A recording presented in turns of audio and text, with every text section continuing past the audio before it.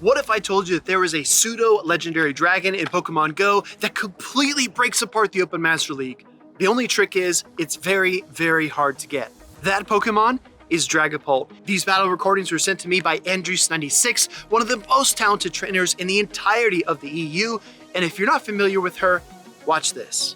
Ice Punch connects! No! The water gun comes through! And this goes to Worlds! We have a two-female player final in Pokemon Go at the special event of Turin. So when I saw this insane post come across my feed on X, I reached out and I said, Andriss, I would love to commentate some of your games. And guess what? She sent me a ton of these battles. In fact, the video we have today is only half of the total battles that she sent me for this level 50, 100% IV maxed out Dragapult in the Master League. If you enjoy this video, leave it a like, and if we get to 50 likes, then I will release the Dragapult Encore, where we have even more games with this incredible Dragon and Ghost type Pokemon. Without further ado, let's jump right into these battles. This is Andriss' full team. She's got the Dragapult in the lead, and then she's got two fairy types in the back in both Xerneas and Zacian. These Pokemon are absolutely correct, and I think this team is going to be really, really surprising. So first we see the Necrozma with the Dusk Mane in the lead, but look at these Ghost type Astonishes absolutely ripping through that Psychic and Steel typing. So the full moveset here for the Dragapult is going to be Astonish with Breaking Swipe and Shadow Ball, which is honestly the same set you would run in something like Great League or Ultra League. We're gonna see the Primarina come in, but this is a Waterfall Primarina. So not only did Andriss' Dragapult take care of that Necrozma, but it also applies a ton of pressure to this fairy type Pokemon. Expecting the Hydro Cannon here, I don't think Andriss is liable to shield, and she does not. It doesn't do too much damage, and now in comes the Landorus. So Landorus a little bit tricky for this team. She's got the Wild Charge, which is double resisted by ground, but also super effective against flying, and then she's got the Close Combat here, which is, again, resisted by flying. So gonna go ahead and throw the Close Combats here to try and chip down this Pokemon. Even though this is a flying type, that does deal quite a bit of damage. Quick Attack Zacian, if you couldn't tell, is also really important. She's going to come in with the Xerneas now. I've been playing a lot of Xerneas. I have a 98 Shiny that's actually from Busan, which is in South Korea, and I love playing that Pokemon. It looks so sick on screen, and even though it's not the Shundo, I still think it has about the same impact, right? We're going to see a swap actually back into the Primarina to soak the Close Combat here. A lot of birds. To soak the Close Combat, switching back into the Dragapult here. I think that what she's going to do is look for a full Astonish down. This is going to be the Sandsear Storm from the Landorus, and look at these Astonishes absolutely ripping through that Landorus and getting the KO. That's so insane to see this Pokemon in play. We're going to see the Tapu Bulu here. This is a really curious fairy type Pokemon, being grass and fairy, similar to a Pokemon like Whimsicott, but this Pokemon is definitely a core breaker. A lot of people were trying to lucky trade for this around Worlds in Yokohama, and I didn't really understand why, but now I do. This Pokemon is an absolute core breaker, especially for dragons and water types, right? Palkia does not want to see this thing. Shadow Ball does get shielded. We see the swap now into the Zacian, which is really clever by Andriss. She does soak the Nature's Madness, but the defense does drop. Coming with the Shadow Mewtwo, one of my favorites. It's a 4713 CP Shadow Mewtwo. You know, we have the Hundo Shadow Mewtwo, which I think I need to put in a video pretty soon. Does KO the Zacian, but now look at the Astonish damage. Just look at how this is absolutely tearing through this Mewtwo. My gosh, it does so much damage. Psystark does get shielded up here, and Andriss actually able to get the full farm down. Dragapult is nuts, I'm telling you. Back in with the Tapu Bulu. Gonna fire the Shadow Ball here right into it. Does pick up the KO. Final Pokemon is gonna be the Zygarde, and guess what? Andriss has another fairy in the back, so this setup is just perfect, absolutely perfect. Gonna try to throw another Breaking Swipe here to soften up this Zygarde. Earthquake, Bulldoze, Crunch, Outrage. Not a whole lot that this Zygarde can do, especially against a fully healthy Fairy-type Pokemon after the double Breaking Swipes. So it's a great setup here from her. Earthquake, oh my gosh, that basically does nothing into that Xerneas. And once the opponent sees that, they immediately top left. They want no more of that smoke. We're gonna see the Kyogre and now the Rhyperior swap. So I'm hearing that there's a lot of Mud Slappers in the Master League meta these days. I don't know if you saw my update on X about this season, but I only got 85 Master League wins last year. So I'm looking to up those numbers, and Not being very familiar with the meta, a little bit surprised to see some of these developments, but Mud Slap is one thing I do know about for sure. It's definitely a lot more prominent. Oh, there's a mosquito. A lot more prominent these days. Double Close Combat takes both shields, which is good and bad because the opponent does get switch advantage, but Andriss gets the double shield advantage. Coming back in with the Zacian here, she's got so much close combat firepower on this team, which is really, really clever. Rock Wrecker does connect.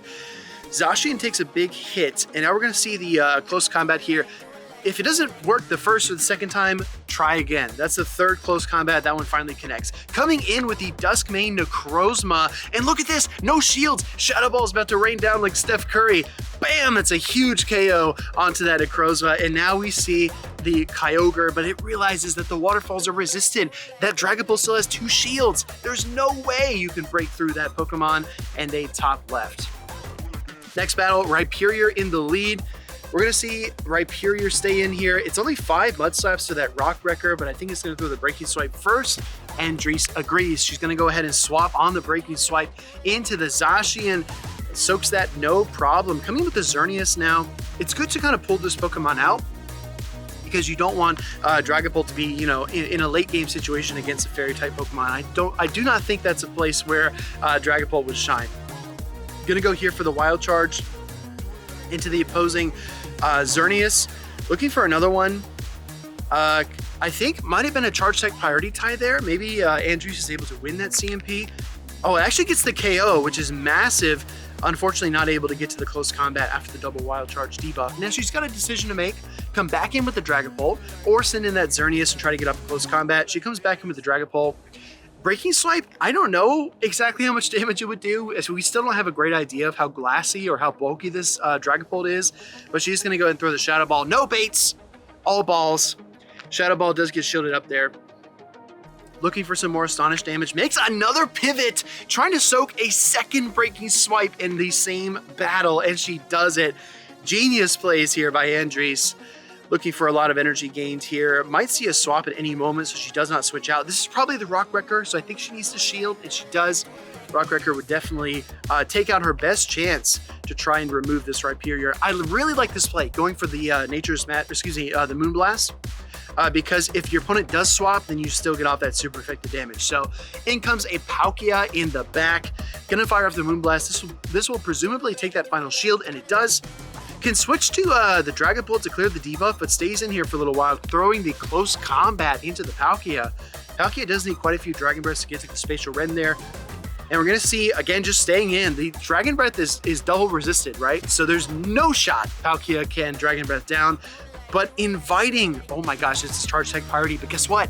Dragapult is a Dragon type. It resists water. Aqua Tail doesn't even leave a mark.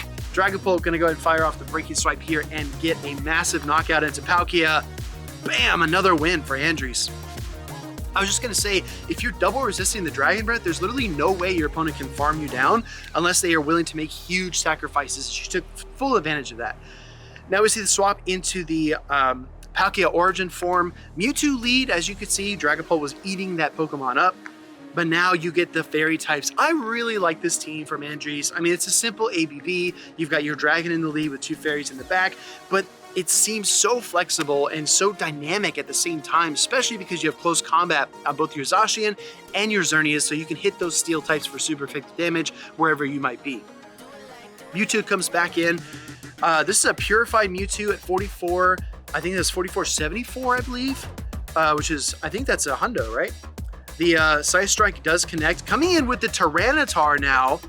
Andriss going to stay in for a moment and throw the Breaking Swipe. This is a really curious spot to be in. I'm not sure if she needed to throw that or if she could have gone into the Zacian immediately.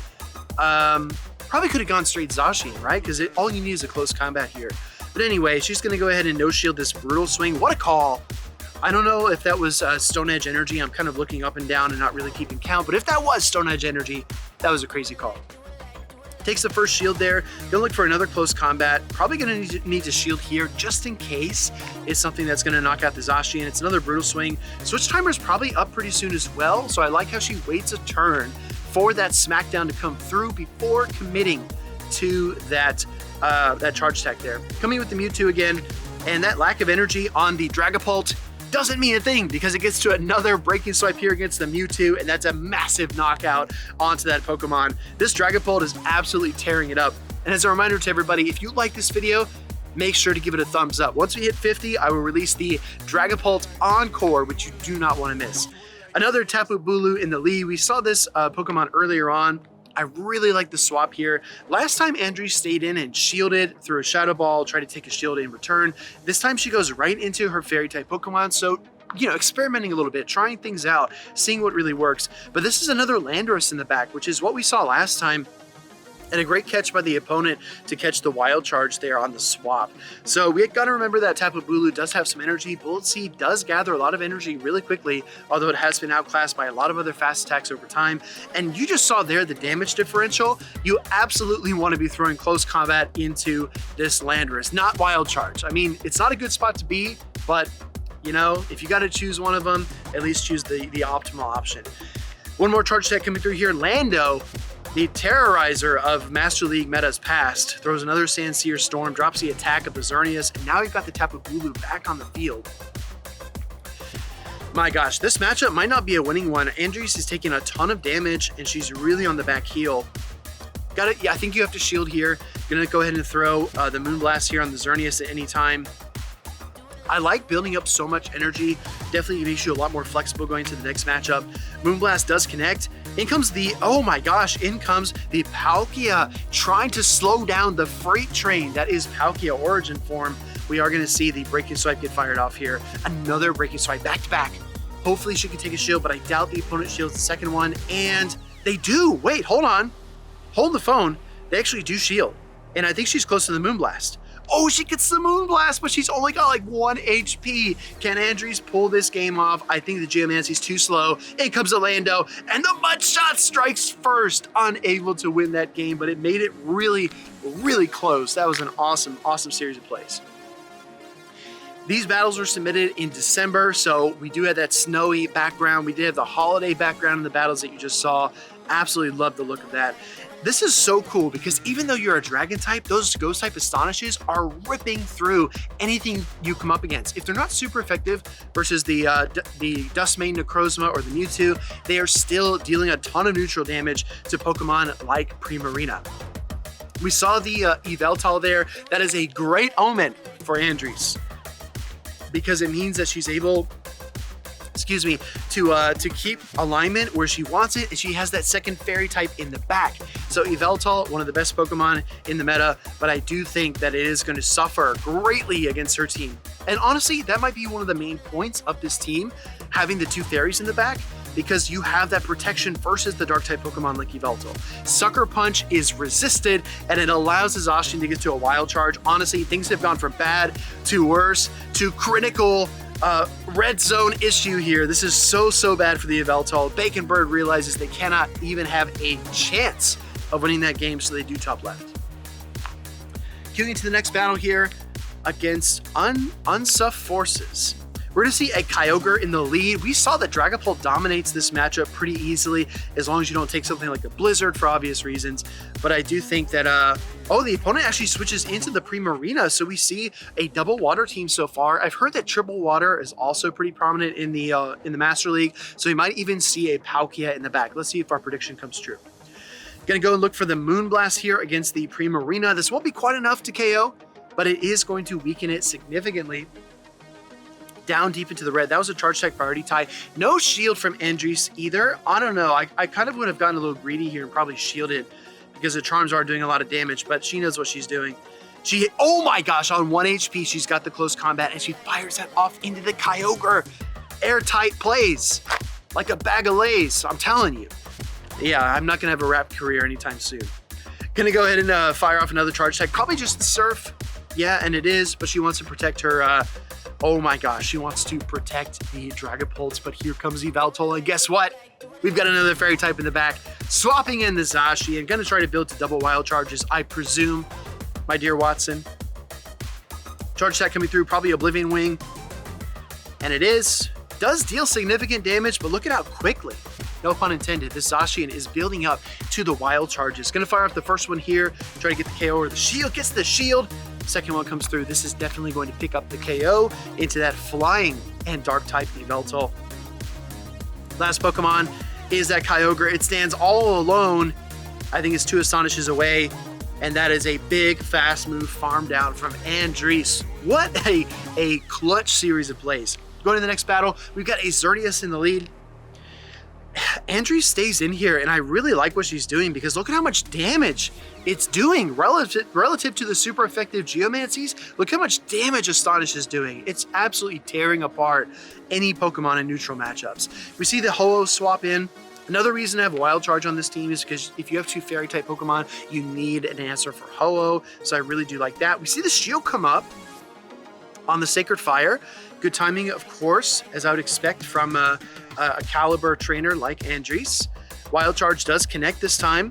Double debuff though, and she's looking for 1 more Wild Charge. So not only did this Pokemon land a Wild Charge, it took a shield. Scratch that, it took 2 shields and landed a Wild Charge. Definitely a huge reason to play Wild Charge Zacian if you're going to try this kind of team. Switching in the Yveltal now, this is getting a little bit tricky because saving that Ho-Oh could prove to be problematic in the end. Andriss is going to allow this Oblivion Wing through, probably going to charge to maximum energy here, and is going to go and fire off the Moonblast. I think this will be enough to KO this Yveltal, even at this range, and it is. Coming in with the Ho-Oh again. This is tricky. Should she shield here? No. Actually not going to shield. Soaks the Sacred Fire, coming in with the Dragapult, putting it all on the back of the dragon.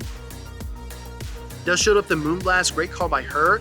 She needs, I think, 2 Shadow Balls to win this game. She's going to fire up the first one here. The question is that Ho-Oh has only fired the Sacred Fire, which is more energy cost than the Brave Bird. So will it have time to get to 1 more move?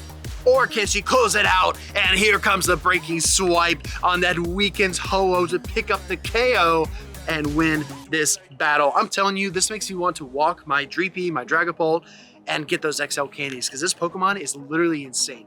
Next battle, yet again, we see the Tapu Bulu. Honestly, everybody, I think this is the final battle of the video, so 1 more chance to like it and leave a comment. If we get to 50 likes, we will release the second half of these games. Nature's Madness connects. Nature's Madness gets shielded, and now we're going to see the Shadow Ball straight away here from Andriss. Pulling no punches, wants to get a huge KO here, but is denied by the shield. Swapping in the Zacian, just like we've seen 2 times before. She likes to catch the Nature's Madness onto the Zacian. Interesting as well how she played this out 3 different times in every single time she played it a different way. So I do think that's important to experiment in the Master League and in any league, to be honest, in GBL. Nature's Madness does connect that time. Coming with the Dragapult, looking for a nasty farm down. Here comes the Dragon. Absolute devastation with the triple Astonishes into the Zygarde. Now at this point, does Andriss swap? I think she does. I think she goes for that Xerneas. Oh, going for the double breaking swipe though. She wants to hobble, absolutely cripple this Zygarde before she makes a swap. And she does. She goes into the Xerneas here. I mean, come on. Are we really going to be afraid of a crunch or anything else? Oh, come on. Double breaking swipe. In comes a Rhyperior. I think there's a clear path to success here. But the kicker is that this Rhyperior is so dumb bulky, so stupid thick, that you need 2 close combats to KO it in the Master League. So Andriss is going to go up here for the double close combats, avoiding the Rock Wrecker and preserving the shield. Key play by her to not use the shield. I don't think it was even really necessary. I think she would have won regardless, but still, that was absolutely stellar. If you enjoyed this video, let me know down in the comments below. I won't say it again, but please leave it a like. Shout out to Andriss as well, and thank you so much for submitting the battles. Encore coming soon, but it's up to you.